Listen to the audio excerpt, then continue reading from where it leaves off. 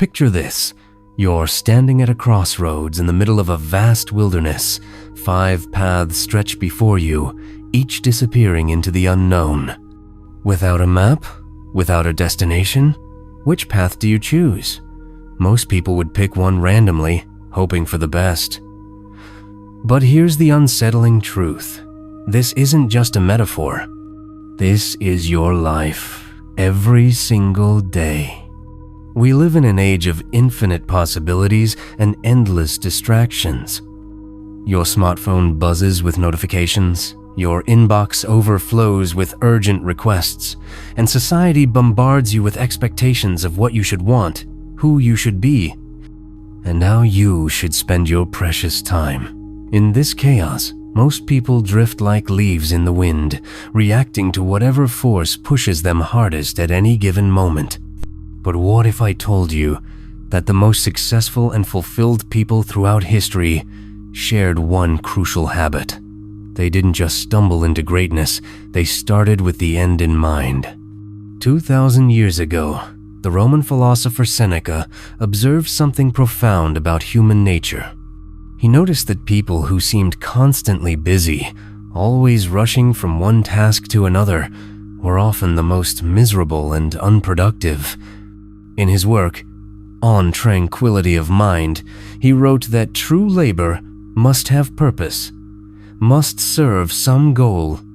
Without this anchor of intention, our efforts become nothing more than restless movement, the frantic dance of the lost. This isn't ancient wisdom gathering dust in forgotten libraries. It's a timeless truth that resonates just as powerfully today. Think about your last week. How much of your time was spent on activities that moved you closer to what truly matters to you? How much was consumed by the urgent but ultimately meaningless? The Stoics understood something we've forgotten in our modern rush. Without clear intentions, we become slaves to circumstance. We react instead of respond. We drift instead of navigate. We survive instead of thrive. Modern psychology has validated what the Stoics intuited centuries ago. When we lack clear intentions, our brains default to what researchers call reactive mode, a state where we constantly respond to external stimuli without considering whether those responses align with our deeper values and goals. This reactive living creates what psychologists term decision fatigue. Without a clear framework of intentions to guide our choices, every decision becomes a mental wrestling match. Should you take that meeting? Accept that invitation? Start that project? Without intentions as your North Star, each choice requires enormous mental energy to evaluate from scratch. But here's where it gets more disturbing. When we're perpetually reactive, we begin to lose touch with who we are and what we want. Our sense of identity becomes fragmented, shaped more by external pressures than internal convictions. We become actors in other people's stories rather than the authors of our own. The result? A life that feels simultaneously frantic and empty, busy but not productive, active but not purposeful. It's the modern epidemic of successful people who wake up one day wondering, how did I get here? And why does none of this feel meaningful? When your intentions are murky, the consequences ripple through every area of your life. In your career, you might find yourself climbing ladders only to discover they're leaning against the wrong walls. In relationships, you attract people who don't align with your values because you haven't clearly defined what those values are. In personal growth, you chase every new self-improvement trend without a coherent vision of who you're trying to become. Perhaps most tragically, unclear intentions rob you of one of life's greatest gifts, the ability to say no with confidence. Without a clear sense of what you're moving toward, everything seems potentially important. Every opportunity appears worth considering. Every request for your time seems reasonable. But here's a liberating truth. When you know exactly what you want and why you want it, saying no becomes not just easier, but energizing. Each no to the irrelevant is a powerful yes to what matters most. The question isn't whether you have intentions. Everyone does, even if they're unconscious or contradictory. The question is whether you've taken the time to examine them, refine them, and align your actions with them. Because in the absence of conscious intention, unconscious patterns will drive your life. And those patterns, shaped by habit, fear, and social conditioning rather than deliberate choice, rarely lead where you actually want to go. So how do we break free from this cycle of reactive living? How do we move from being passengers in our own lives to becoming the pilots? The answer lies in understanding what Robert Greene calls planning to the end, but not in the way most people think. When most people hear, define your intentions, they immediately think of goal-setting workshops and vision boards. They imagine writing down specific targets. I want to make $100. Zero by age 35, or I want to lose 20 pounds by summer. But this surface-level approach often fails because it focuses on the what without deeply examining the why. True intentional living goes deeper. It asks not just what you want to achieve, but who you want to become in the process. It examines not just your destination, but the person you need to be to sustainably reach and maintain that destination. Stephen Covey captured this beautifully when he wrote about beginning with the end in mind. He wasn't talking about setting arbitrary deadlines or hitting numerical targets. He was talking about clarity of purpose so profound that it shapes every decision, every day, every moment. Consider two people who both want to get in shape. Person A sets a goal to lose 30 pounds.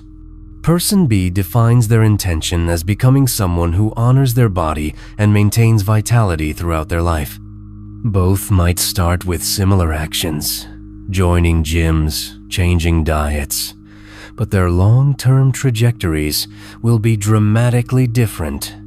Person A might lose the weight through extreme measures, then gain it back when the external motivation fades.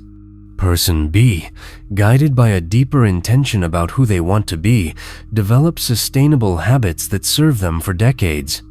The difference isn't in their tactics, it's in the depth and authenticity of their intentions.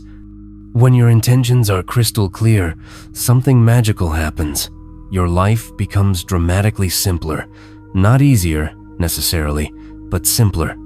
Every opportunity, every request, every possibility gets filtered through your intentional framework.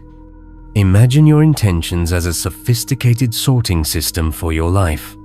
Instead of agonizing over every decision, you have a reliable mechanism for quickly determining what deserves your precious time and energy. This isn't about becoming rigid or inflexible, it's about becoming deliberately selective. A friend invites you to a networking event. Your old, reactive self might think, "This could be good for my career," and reluctantly attend, spending the evening making small talk with people you'll never see again. Your intentional self asks, "Does this align with who I'm becoming and what I'm building?" If the answer is no, you politely decline and spend that evening on something that actually moves your life forward. This filtering effect extends beyond obvious choices.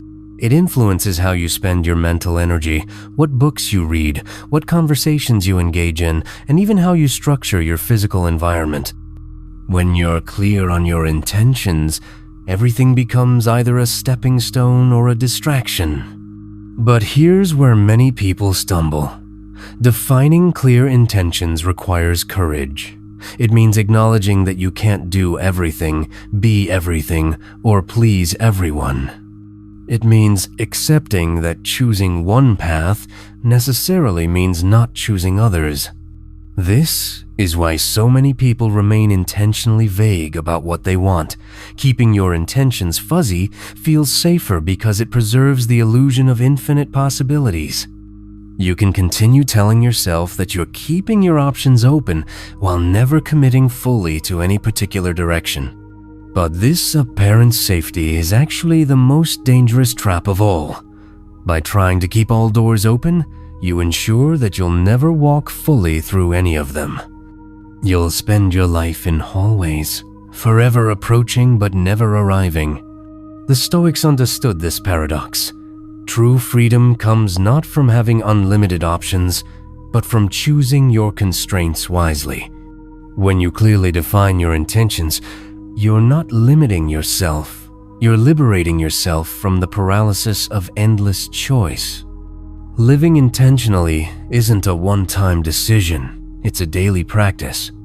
It's the habit of regularly returning to your core intentions and asking, are my actions today aligned with who I'm becoming and what I'm building? This practice becomes your compass in moments of uncertainty, your anchor in storms of external pressure, and your guide when the path ahead isn't clear. It transforms the question from, "What should I do?" to, "What would someone with my intentions do in this situation?" The shift is subtle but profound. Instead of constantly looking outside yourself for direction, you develop an internal guidance system that becomes more reliable and sophisticated over time. There's a beautiful paradox at the heart of intentional living that most people never discover. The moment you clearly define what you want, you simultaneously discover what you don't want. And this second discovery, knowing what to reject, might be even more powerful than the first. In our information-saturated world, one of the most valuable skills you can develop is strategic ignorance, the deliberate choice to remain uninformed about things that don't serve your intentions. This isn't about being narrow-minded, it's about being intentionally focused. When you're clear on your intentions, you realize that not all knowledge is worth pursuing, not all opportunities deserve consideration, and not all problems require your solution. A CEO with clear intentions might choose to remain ignorant about industry gossip that doesn't affect strategic decisions. An artist focused on their craft might deliberately avoid social media debates that drain creative energy. This selective attention isn't laziness, it's wisdom. Your mental bandwidth is finite, and every piece of irrelevant information you consume is space that could have been occupied by insights that actually matter. Strategic ignorance becomes a form of mental hygiene, keeping your consciousness clean and focused. Here's what happens when you live with clear intentions over months and years. Your efforts begin to compound in ways that seem almost magical to outside observers. While others scatter their energy across dozens of directions, making minimal progress in any single area, your focused efforts create momentum that builds on itself. Think of it like the difference between a flashlight and a laser. Both use light, but one disperses it broadly, while the other focuses it with such intensity that it can cut through steel. Your intentions transform you from a flashlight person into a laser person. Not more powerful necessarily, but infinitely more focused and effective. This compounding effect shows up in unexpected ways. The network you build becomes more valuable because it's aligned with your true direction. The skills you develop synergize because they all serve the same overarching purpose. The reputation you build becomes more powerful because it's consistent and authentic. People begin to think of you in connection with your intentions. They bring you opportunities that align with what you're building. They recommend you for roles that match who you're becoming. Your clear intentions don't just guide your own choices, they influence how the world responds to you. Perhaps the most profound gift of clear intentions is knowing when you've arrived, or when it's time to stop pursuing something that no longer serves you. Without this clarity, you might spend years climbing mountains only to realize at the summit that you never wanted to be there in the first place. Seneca wrote about people who seem driven by deceptive semblances of things, rather than genuine purpose. They're perpetually restless because they're chasing shadows external validations, social expectations, or unconscious patterns they've never examined. They achieve success by conventional measures but remain fundamentally unsatisfied because their achievements don't align with their authentic intentions. Clear intentions provide what we might call satisfaction intelligence, the ability to recognize when you've accomplished what you set out to do, when it's time to pivot, or when external pressures are pulling you away from your true path. This wisdom prevents the tragedy of spending your entire life winning games you never wanted to play. When you live with clear intentions, you become a catalyst for others to do the same. Your example gives people permission to examine their own lives more honestly. Your ability to say no to the irrelevant inspires others to protect their own priorities. Your focused energy demonstrates what becomes possible when someone stops trying to do everything and starts doing what matters. This isn't about becoming self-centered or inflexible. Paradoxically, when you're clear about your own intentions, you become more generous with others. You can offer help from a place of strength rather than obligation. You can collaborate more effectively because you know exactly what you bring to the table and what you need from others. Living intentionally isn't a destination you reach and then forget about. It's a practice you return to again and again, refining and deepening your understanding of what truly matters to you. Life, circumstances change, you grow and evolve, and new possibilities emerge. Your intentions must be living documents, regularly revisited and thoughtfully updated. But here's the final paradox.